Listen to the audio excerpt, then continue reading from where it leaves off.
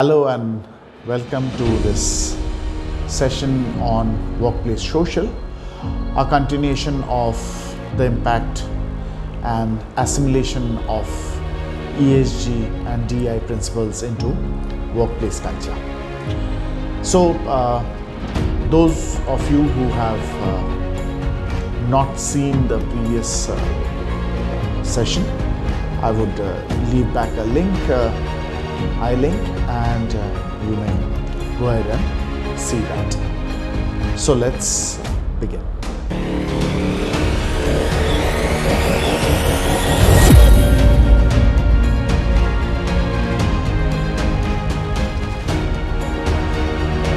For those who are here after seeing that version, a very big and warm welcome to all of you.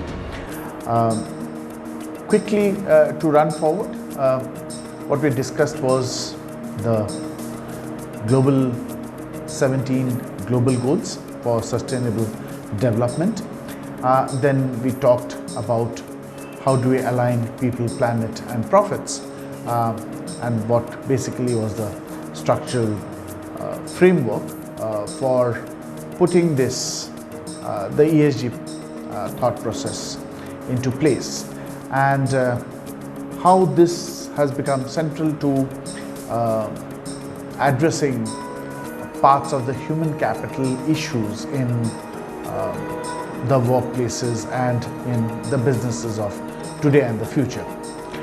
So then we quickly jumped into the HR part of it, which is the human capital part of it, which is diversity, equity and inclusion. And then we talked about how diversity, equity and inclusion defines itself, and also what are some of the examples of it, and how the three core areas of culture, career and commitment can show us examples of how to include them for this. So now we'll start with this example of Apple. So Apple reached peak performance by aligning its strategy and culture. So what happened is, in the late 1980s, the performance of Apple was average. There was a great culture, but sadly it was not aligned with strategy. So once Steve Jobs comes back, he not only ensures that there's peak performance, but the fact that there's alignment to culture. If most of us remember that when Steve Jobs came back, he immediately set out to transform the business. In addition to trimming product lines, investing in product design, terminating licensing agreements and entering into agreements with Microsoft, he also created a powerful narrative for the workforce around the journey they were taking and the importance of the mission.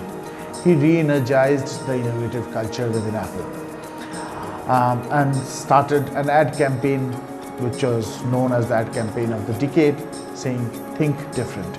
Now, if you notice in the ad campaign, what was different was basically so he included a set of personalities, and what was common among these personalities was that most of them had never used a PC. So you'll notice how he's bringing in, yet they were all innovators, they were all change makers through the centuries. Now, when we put and use that extent of understanding the value chain of culture within the organization, we understand exactly how businesses are created and how workplaces are shaped based on what kind of a culture they would like to exhibit to the outer world, and hence practice within its own world.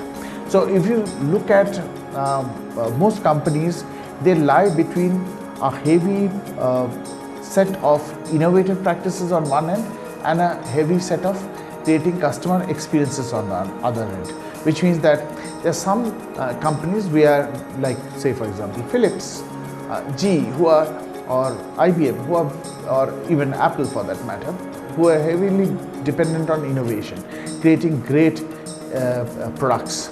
Whereas on the other side, were companies who wanted to sell these products, who wanted to create a great customer experience, and hence build in that platform like Amazon, like our own Flipkart, like Microsoft, so that customers get a great experience while using the products.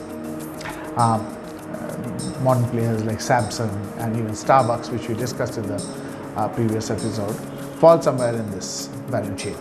So some of them are localized, market-oriented, value-based, which means they have profits orientation, they have markets orientation, they're simple and they're experience-based.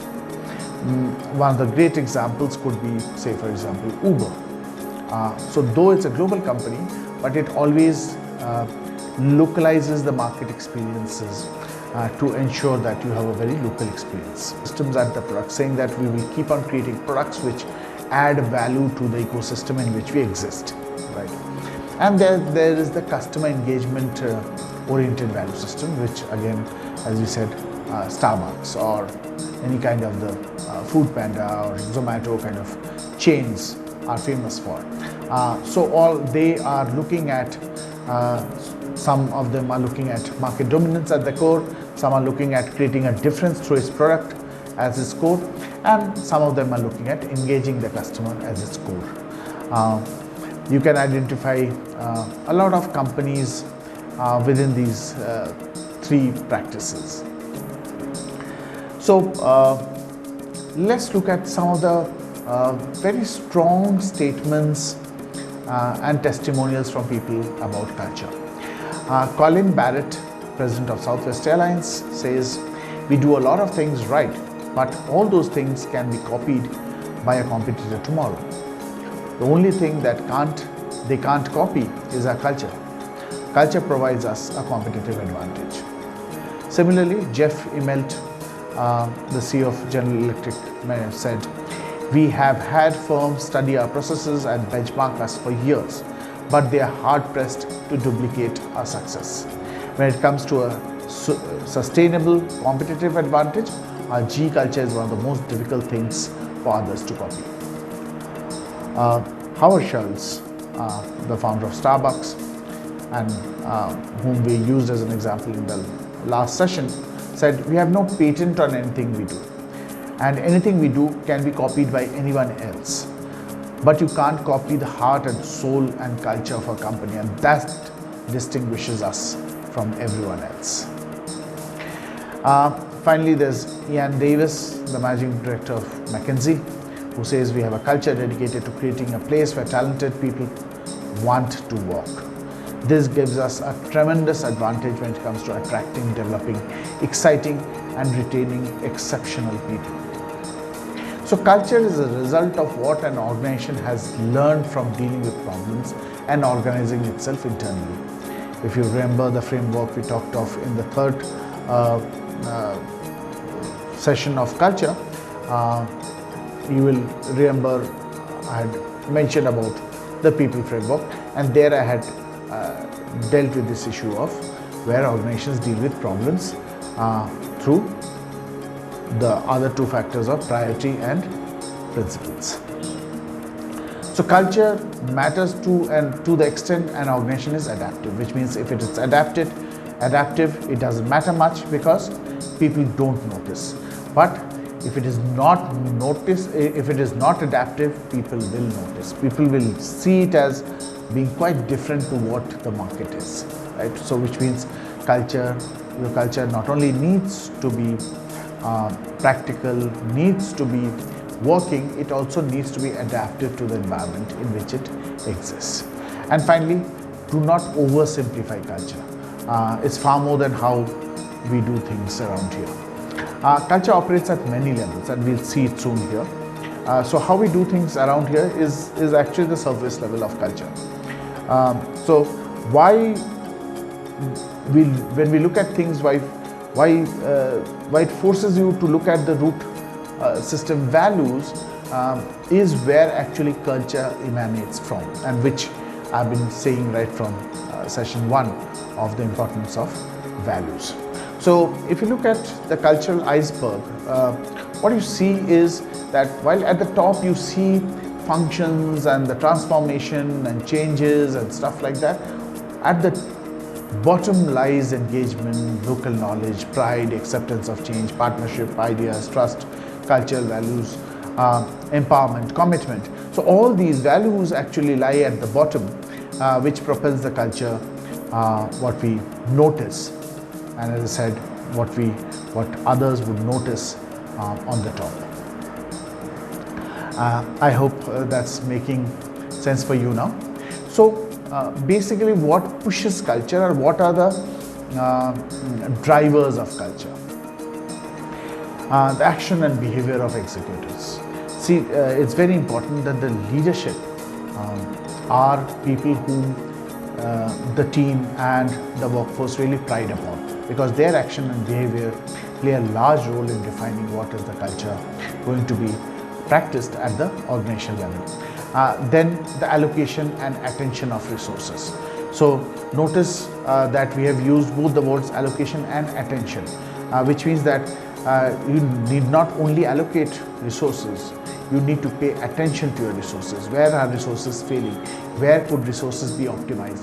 Which all resources need to be bettered, improved upon, or which processes could be redefined to ensure that the culture is not only practicable, the culture is optimizing productivity. What gets rewarded and what gets punished becomes a very, very important part of the culture. So one of the great examples, if you notice, between government firms and private firms. So one of the clear distinctions are that in a private firm, there is no punishment per se. So basically, you don't get punished. You do something wrong, you're politely told to leave the organization, or you yourself realize you have made a mistake and you quit. Right?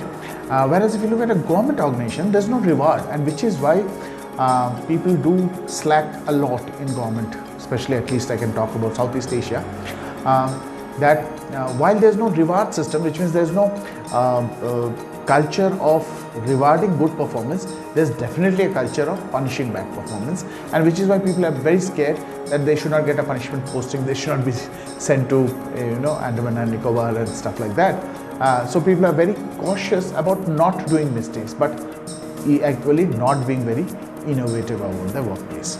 I've often seen HR managers come back and say, Ruben, sorry, we couldn't manage a budget this year to do the culture survey. So it's basically a lack of the leader's attention to the importance of culture. So if you are willing to do something about it, please reach out. In our last sessions, we did talk about our own AISI framework, where we talked about external versus internal and hygiene versus motivation. So here we are talking of Cameron and Quinn model is talking of the same thing, but they are adding flexibility and stability. So what you'll notice is that in the intermix of these factors come out each quadrant, the 4 quadrants. So if you're internal focused and you're flexibility driven, you would see a lot of internal efficiency as a culture, you would see teamwork as a culture, you would see innovative approach as a culture, and you'd see partnerships as a culture. While if you're flexible and externally focused, you will see external efficiency more as a culture, you'll see flexibility as a culture, you'll see a dynamic approach as a culture, and not being resistant to change, not being resistant to ideas as a culture. If you're externally focused and yet you're stability focused, you'll see external efficiency in terms of market efficiency or pricing efficiency as a culture, or profitability as a culture. You'll see stability as a culture, you'll see reactive approach as a culture, not dynamic or innovative approach, and you'll see also resistance as a culture, not wanting to do something very new because of the stability focus. Whereas if you're stability and internally focused, you become an absolutely by the rule book organization. So there's a lot of internal efficiencies which people are doing very things which are very correct internally for the organization, but probably not for the customers or for the market. So depending on what kind of a culture do you seek to imbibe and place within your organization, you could hence be determining or placing your efforts into a set of values which exactly reflect the same. So whether it's values of commitment or communication in case you are internally focused and flexible, or if you are externally focused and flexible, then the values of innovation and agility. If you are internally focused and stability focused, then we are talking about values of consistency and timeliness, while if you are externally focused and stability focused, which is if you are market focused, you would have values of achievement and profitability, as I mentioned. So these happen basically what we call as natural outcomes of how the organization is placed, right? So these are natural outcomes of how the organization will see practicing culture depending on how is its outlook, or vice versa, right? So basically, when we look at culture as a strategy, when we want to use culture as a strategy, like the Apple example I gave you, it's very important to measure and adopt cultural values in sync with and aligned to the org objectives. So once we do that, then creating policies to ensure that there's no cultural entropy, or if there's cultural entropy, to keep on introducing new policies to ensure that the culture keeps on thrive and does not die a natural death. And it happens, I'll show you in a while. And then you need to implement it, and while implementing you need to have a very tight control and ensure that there's a constant and continuous measurement process, so that based on performance issues you can keep on correcting it till you reach what we call as the optimum stage and the optimum culture that works great for the organization, right? Now, leadership plays the biggest role in defining and exhibiting culture as a strategy. We have already spoke about the drivers of culture and what leadership practices gets implemented. Control decides what is what controlled, which means that your element of leadership and control finally reflects itself in the culture. And that could be the focus externally, the focus of flexibility versus stability.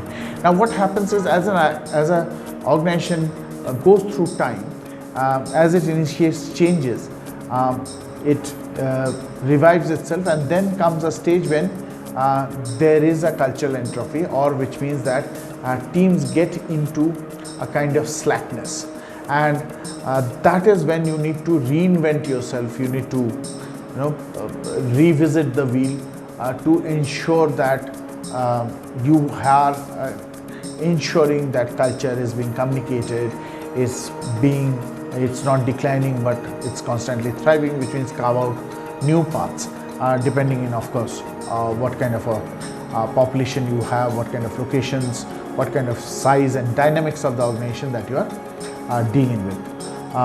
To know more about it, please reach out to me. I'll be happy to help you out and work together. So what are drivers for a performance-driven culture now, or obstacles for it? Now what you'll see is that the biggest obstacle is no line level sponsorship, which means that managers don't want to be bothered with performance management, don't want to bring in pay for performance culture, do not want to practice certain values and imbibe them into a culture. So we'll often hear statements like these: managers don't want to be bothered with performance management. Performance management is seen as an HR practice rather than a business practice, and this is not a true pay for performance culture. So we'll often see these. So basically there's no sponsorship, there's no ownership, there's no one holding the flag high. Then there are sometimes the limitation of tools. As I said, it's not only important to basically practice the culture, it's equally important to measure it and hence ask the right questions to get the right answers. So there's often the issue of time, focus, limited rewards, and for merit in displaying culture. And that's where we talked about in the last time that the principles of inclusion and equity come into play, the three cores of culture, career and commitment. Sometimes managers themselves are unskilled, so that could be one of the reasons that productivity and performance becomes affected, and hence the fact that a performance driven culture needs a lot of managerial inputs can be clearly seen, can be clearly understood here. Finally, ineffective processes, that people do not want to deliver tough messages around performance. They only evaluate goals but not people skills, not competencies. So hence sometimes accountability gets missed. So how should we as leaders or as the top team basically understand this as a policy? So there's measurement, there's policy, there's communication and there's performance. So at these four stages, when we are measured, we need to measure the espoused values. So sometimes there are assumptions, and which is why you need to understand that are we assuming sometimes that no, these values are there. So finding out at the very first basis is that what are the assumed values and in reality what are the espoused values at different levels, at different locations, at different segments of the workforce population.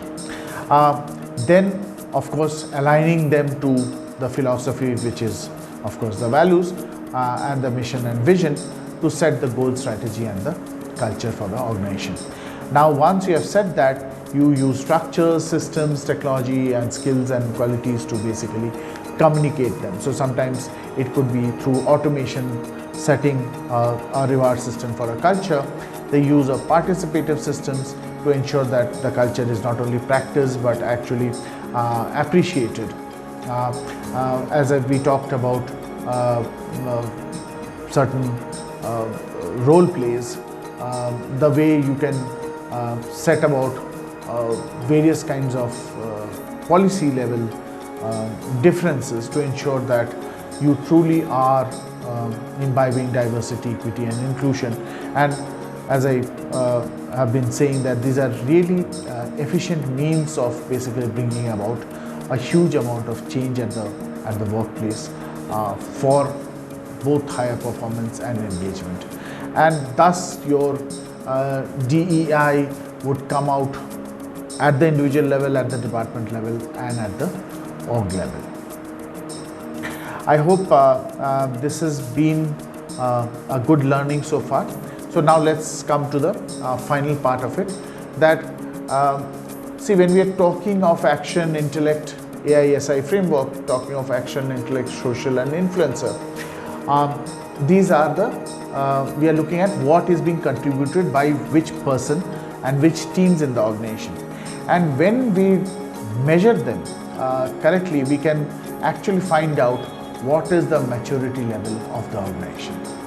And combining the factor of contribution versus maturity will give us a clear highlight that how is the organization doing, how many people are focused at the big goal, or are too many people focused at the org level strategies versus the role-based everyday work. Are those alignments very clear, which means are the junior teams very focused as role-based, whereas are the seniors not micromanaging and focused at the long-term strategies. Now those alignments can be measured to tell exactly how mature the organization is and how well is it contributing to the cultural outcomes of action-oriented, intellect-oriented, social-oriented and influencer-oriented, to balance out at different levels, at whether it's individual or departmental levels, to finally bring about a performance-oriented culture at the workplace. And if we don't do this, we are just ensuring a delay in what should be the ideal, optimum cultural practice for the organization. So those who are keen, please reach out to me and to my team. Me and Subhashni, we are the co-founders of PexiTix.com, which is, of course, the parent company holding PexiTest, the testing engine. And we are very keen to work with organizations and bring about a change in the way work, people and policies are practiced, and bring about further alignment to ensure a very homogeneous and a very flow-oriented system at your workplace. With this, thank you for hearing me out, and have a nice day ahead.